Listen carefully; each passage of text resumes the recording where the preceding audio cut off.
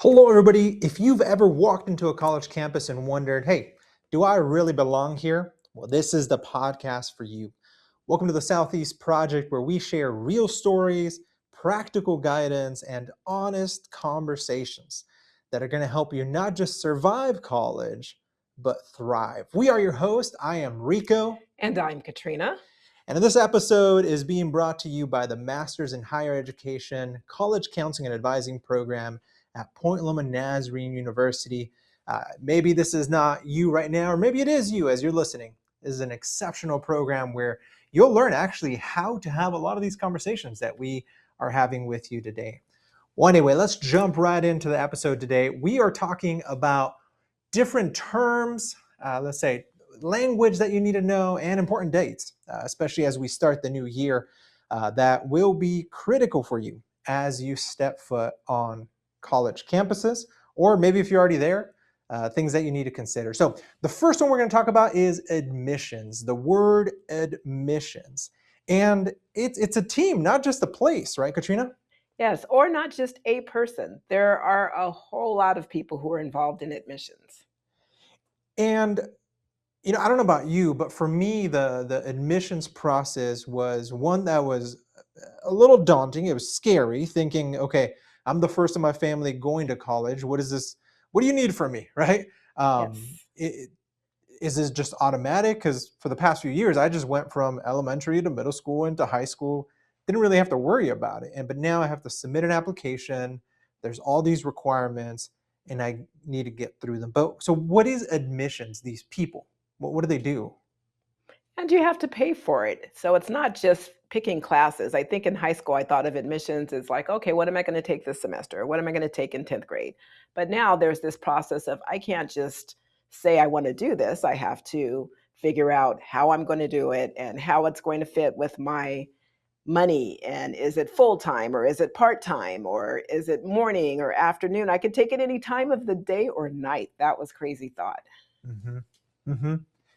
So there's a lot of uncertainty here, and I'll just say from the term admissions, these are the people. They are going to be twofold.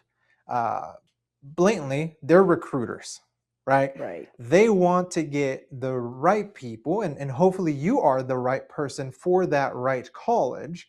And so I would encourage you, if you're listening, think of them as, yes, they are your advocate, right? To help you navigate, what does it look like? What am I missing on my application? There are no dumb questions to these people. I mean, if you have a question and you're not clear, ask. Because I know when I was going through, I always felt like, oh, I should know this. And there was even some shame in asking my admissions counselor. Mhm. But I mean, you work with them all the time, Katrina. What would you say what would they say to that? They are there to help, and they are aware that everyone's different. At least for me, I assumed that everyone else had the answers and I was the only one who didn't know. But most people starting out don't know this. They don't know what admissions is. They don't know what the process is. They don't know what to expect. And the counselors there know that. And so they are trying to start at your level and get you to where you need to be. It's in their best interest that you understand everything and that you have a smooth process and that you register and get your classes. It actually looks bad on them when people fall through the cracks. So they don't want you to fall through the cracks. Mm-hmm. Yep. And you don't want to fall either, right? I mean, this is a huge investment, not just of the time that you're doing to write your essays and get your application complete, but eventually investment in money and time. And Yes. so definitely admissions is there to help you. It's not just about getting in, but making sure you get in well, that you start your journey with all the questions that you have answered. And if you're a high school student listening to this, your parents can be a part of that too. As Absolutely. Right, like as much as you want to be independent, and that's good and important and good for you. Make sure that your parents understand what it takes for you to get in, because even if they don't stay engaged the rest of your college journey, because you're independent and you need to grow in that area too, it's good for them to know so that they understand maybe a little bit more when you experience challenges. Yes. And another plug for the parents. My parents did not go to college. I did not come from a family that had information about college, but they're still parents. They're still the adults in the room. And so some of the advice that I got from my mom about following through and checking up, oh, you haven't heard, call back or check again. That's just practical information that most adults, most parents know, and it can be helpful whether they've gone to college or not. Mhm. And that actually reminds me, one thing that I would say, if you're listening to this now and maybe you're in the process because maybe you submitted an application or you're thinking about submitting an application, um, just because they don't contact you doesn't mean you can't contact them. Perfect. I mean, there's thousands of people applying to these schools, Mhm. and the squeaky wheel's going to get the attention. Absolutely. State schools, some of them tens of thousands. San Diego State, tens of thousands of students.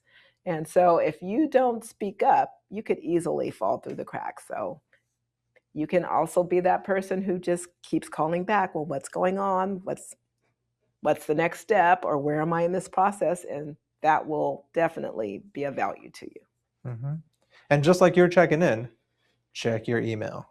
Most of these Yes. folks are going to communicate with you through the email that you provided, or phone calls. So I know it can be annoying sometimes checking your email, especially when it's some time off and you're enjoying the day. Check your email. They're going to be telling you what the next steps are. You can always follow up. All right, and we mentioned a little bit about with the classes comes the money, and this is an important part, but we're going to talk about financial aid. And just like admissions, it's an entire department filled with people. Again, these people are employed to make it easier for you to get to college. And like we were talking before, it's actually their best interest that you do not fall through the cracks. They are trying to make sure everybody moves forward in the process, and that will make them look good and that will help their college out. So it is their job to help you. Now, I'm gonna be honest. I don't know about you, but when I was going through college, this is no shade to the financial aid or financial services or student financial services. There's different names at different Yes. schools. But like we said, there's thousands of students. And Mhm. so it's your money, Yes, it right? is. Sometimes, sometimes they are a little behind on the caseload. Sometimes maybe they're overworked. And so my biggest piece of advice and something that, one of my mentors told me is go after your money. Yeah. And so it's if you're seeing your account, it's not making sense, or some grant funding or scholarship isn't coming out, go make an appointment with them. If there's no appointments available and you can go in person, maybe you're at an in-person school, or maybe even if it's online and they have a local center, go in person. These people, that's their whole job, is to help you handle your finances and to get that support. Do something. Sometimes you can use a chat when you're online. Sometimes you can email someone. I love what Rico said about going in person. I just feel like you just get so much more help when you go in person, and they will take care of everything right there, right then, so you don't have to wait and hear back or wonder if it's done. And speaking of that waiting, when it comes to financial aid, there are deadlines. If, for example, you decide, like, you know what, I don't want to take this class, you don't want to wait on that because after a certain time, you may not get all of your money back. So the idea of, I hope they understood and I'll just wait and see what happens, you don't want to do that with financial aid. It's your money. You want to make sure you're handling that right away, that you prioritize that, and you don't miss any of the deadlines. Yeah, another thing that we'll talk at another episode about this, just the different forms of financial aid and what does that mean, right? When we're talking about your money, not all of it is free. Mm. Some of it is loans that you have to pay back, and you got to pay them back with interest. And so make sure that whatever you get from financial services, from financial aid, read the fine print, Yes. read the whole document. As we said earlier, this is an investment that you're making for your future. And part of that investment is a cost that you may have to pay back. And so I know when I was getting to college, I was just excited that I got in. I Mhm. wasn't a great student in high school. So, right, first in my family to go to college. And I should have been more careful. There were interest rates and different pieces in financial aid that I thought, oh, I'll just use that money. Well, now I'm paying for it, Yeah. 10 years later. And when I went, they talked to you about this is a loan, you will have to pay it back. So when you got student loans, they kind of drilled that into you. I mean, literally for half an hour, you'd sit in a meeting where they just kept saying that. And I have heard some students nowadays say, like, oh, there's a possibility that you can get loan forgiveness. And that makes me a little bit nervous because possibility, yes, but it's still a loan that you Hmm. have to pay back. And if you go into it with that idea that, well, I might get forgiven, you may be severely disappointed because that's dependent on many things that may or may not happen. I was on that boat. Oh, I was no. on that boat. So I thought I'm going into education, and I hear there's all this loan forgiveness for public service, Mm, and let's just say things change in the Department of Education, yes. and yeah, my loans even just now speaking personal, right? But they increased my payment because of Mm, some of the changes, and so here I thought mhm. I'm going to get it all forgiven, it increased. So absolutely, I mean, really think ahead, and that's one of the other things that is really helpful with financial aid and the folks that work there. They're experts in this area. Yes, Talk to them, set up a time, and if something doesn't make sense, ask the question. It's your money, it's it your is. time, it's your investment. Ask the question. I mean, I don't know about you, Katrina, but for me, is I would rather be talking to someone and answering questions and going through all that than being on email all day. Oh, absolutely. Absolutely. And then I think just because you're there in person, it's not just that one issue.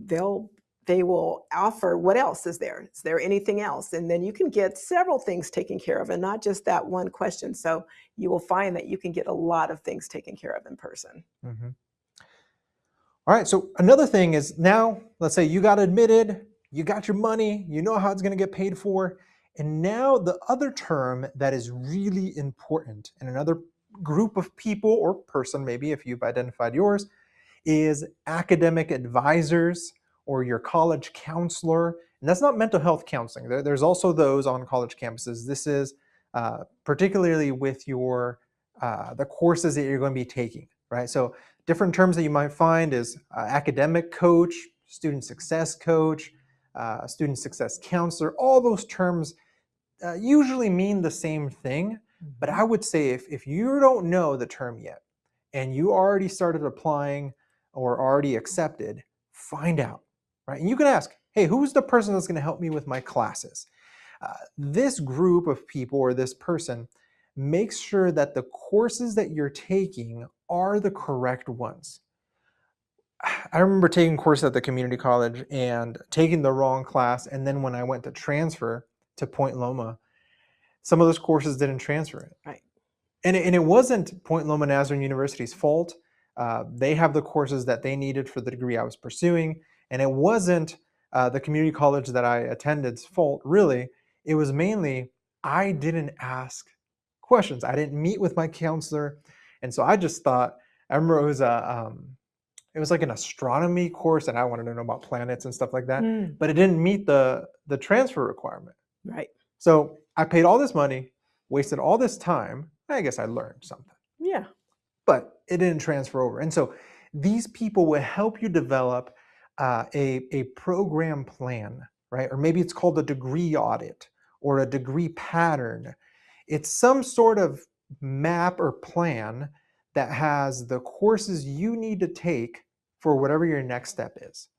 Yes. And that can be maybe you're looking to transfer, maybe you're looking to finish your vocational degree, maybe you're looking to get courses and then join a military career, whatever it may be, right? This plan is going to help you stay on track. Being on track is really important because, again, you're paying for this. So there is a huge difference between 4 years or 5 years of college, or maybe you only needed 150 units, but you ended up taking 160 because some of them didn't count, and that's Mhm. extra money or extra time. So the plan is important, sticking to the plan. If you know that you have a job waiting for you, or you know that your parents are only going to help support you for a limited time. There are all kinds of reasons why people want to stick to their deadline. Mhm. Getting that plan will help you do that. And sometimes there's classes I want to take, right? Like I took a couple classes that were really just for fun. I was not a music major, but I wanted to learn how to read music. Mhm. Those can be okay, right? I did that too, Rico, Hmm. but what I did was I went to a 4-year university that I had to pay per unit that I took. And so when I wanted to take those fun classes, I took them at a community college where it was a Mm. lot cheaper. So I was still enrolled at my 4-year university, but I took a bicycling class, or I took a dance class, or I even took a marine biology class just because I thought it would be interesting, but it had nothing to do with my major. Yeah. But you want to think about, there are options of where you can take classes, and sometimes the university you're attending is not the cheapest place to explore. So then that brings up another area. Um, so I've taken classes, maybe at another community college, maybe through some other place, and I'm at a 4 year. How do I make sure that I get credit for that? That's why you want to talk to those people, those academic advisors, those college counselors, and all of those people to make sure that if you're taking it, is it going to go to your degree? But then you also need to go to another place that keeps track of what I took here and what I took there. And that place is called records. Now, I'm going to tell you, when I went to college and I saw records, my first thought was Guinness Book of World Records. And so I thought, like, wow, this is a place that you go to that you can like make records or break Yeah. records. I had no idea. But the other name that they use is the registrar. There are many different names, but that's the place that keeps track of all the classes that you take at that university, and that you could also get transcripts, which are the records of all the classes you took at another place, another college. You can get transcripts from high school, even. So there's all this Mhm. data that is kept, and the one records office, they coordinate with other colleges so that they can trade. We can get this, or we can send yours. They can send your record somewhere, and they can receive your record from another place. And so that's going to be the main place too, that if you're in high school, you want to find out, okay, who the records person is, or look on their website to find out how to send your transcripts to them, right? And your transcripts being all the courses you took in high school, or if you're at a community college or another university, finding out who that records person is in your current school and who that person is at the school that you're wanting to go to, because it doesn't happen automatically. No, You it know? doesn't. And there's even more than one type of transcript, I learned. Hmm. I didn't know when I was in high school the difference between an official and an Oh, unofficial. that's right. Yeah. And unofficial, a lot of us like to just keep our records. We just want to know what we've taken and we can get it and use it. But some places want the official, and it looks different. Sometimes you're paying a little bit more. Sometimes it's sealed or has something so that you know that this is the college saying, hey, officially she took this, and we are saying that we stand by this. And that looks a little different. So sometimes you have to ask, do you want an official or an unofficial transcript? One, and I would say, because I made a big mistake once. I went to the community college records, got official ones, Mhm. and then went and handed them to my university records, and they didn't accept it. So some of them, and I don't know if this was just my university, but throwing it out there for y'all who are listening, make sure you find out how they want to receive it. Right. Because I dropped, I forget how much it was, but when you're a broke college student, it was more than a Big Mac for me. Yes. Yes. um, and so I dropped money on that one, and then I had to pay for it again because they only accepted electronic official. Ah. Yeah, I mean, some of them maybe are picky, some of them maybe they're Hmm. worried about you tampering it with it. I don't know, but Yeah. I think we all have some type of story. When I was in high school, apparently a lot of transcripts got delayed. And, maybe this is true. I didn't pay attention, but students were notified like, oh, if you requested transcripts between this date and this date. There may have been a problem, so you want to request again. I didn't hear that. I didn't get that. Mm. I just happened to mention to a friend, like, hey, I'm still waiting. And they're like, oh, didn't you know that you were supposed to? So I had to request again. So you have to be on top of that too. Again, this is about you, whether it's your money or your classes or your transcripts. You have to be really diligent and follow up on things, and don't just assume that these things are happening that you set in motion. Yeah. So that's all academic pieces. One other department that we'll talk about today, this is the fun one. You might see it called the Student Union. You might see it called Student Life. There's different terms, but it typically will have student something. This is where all the life is happening on campus. Yes. They got clubs, so you can join different cultural specific clubs. You can join activity-based clubs. I remember I was part of the surf club because my school was right next to the ocean, so joined those.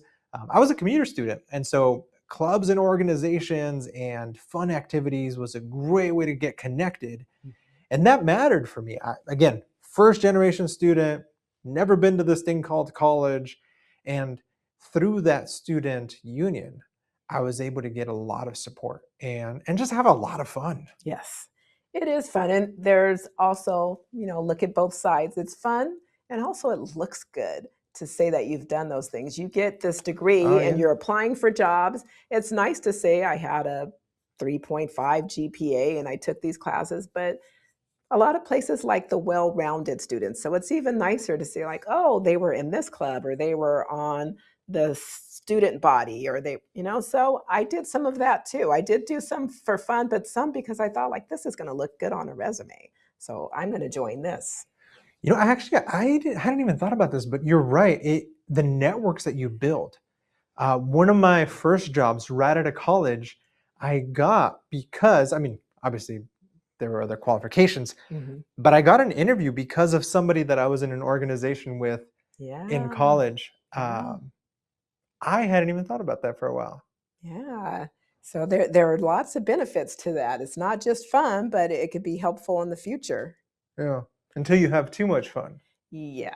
Yeah. Balance is important with everything because, these can become like a job.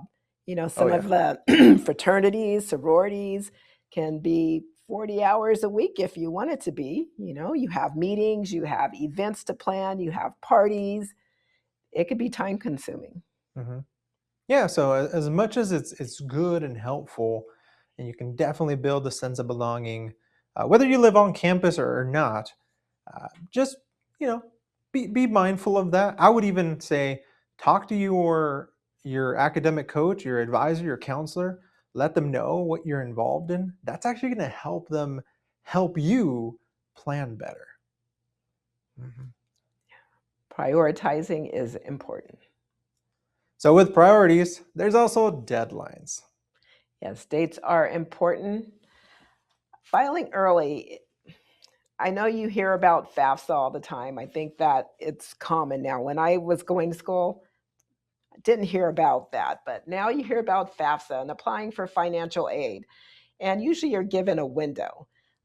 Priority admission, you hear in California, October, it usually starts. There's a deadline that's usually in March. But it's really important to know that just because you have a deadline, you don't want to wait until that deadline. Mhm. California is among the states, and there are many states that it's first come, first serve. And so if you're one of the first people who applies, you have this big pot of money that you could possibly get from. That money goes away. So if you're one of the last people, maybe that pot is 80% gone, 90% gone, maybe even gone. Mm. So the earlier the better. Don't wait until the end of a deadline. Well, and then it gives you even more decision-making power. If I know if I go here, I get this much money, and if I go there, I get this much money, you might be able to go to your dream school even if it costs more because you get more grants and scholarship free money. Yes. But you don't know that if you wait to apply until past the admissions decision. Yes. And we know this because if it's like your favorite concert or maybe your sporting event and the tickets come on sale, you want to be one of the first people. Yep. You don't go, oh, well, that concert isn't until November. I'm just going to wait till then.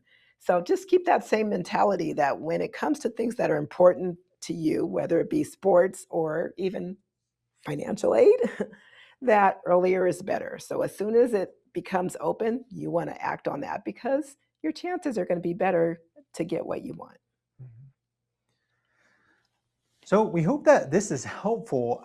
Just keep asking questions. I would say, if anything, that the biggest piece of advice we can give you today is, when you find these folks, whether it's admissions or financial services or your counselor or someone in the student life, student union area, these people are there just like Katrina and I. We love working in higher ed. We love meeting with students. We would much rather be answering all the questions that you think are silly questions or whatever. We want to hear you. Step in there, get your priorities, get your money, get whatever you need to be successful. Because at the end of the day, this is a journey and you're not walking alone, right? So with that, thank you for listening. Remember, college isn't just some place you go. It's something you learn to navigate. You've got this, and we've got you.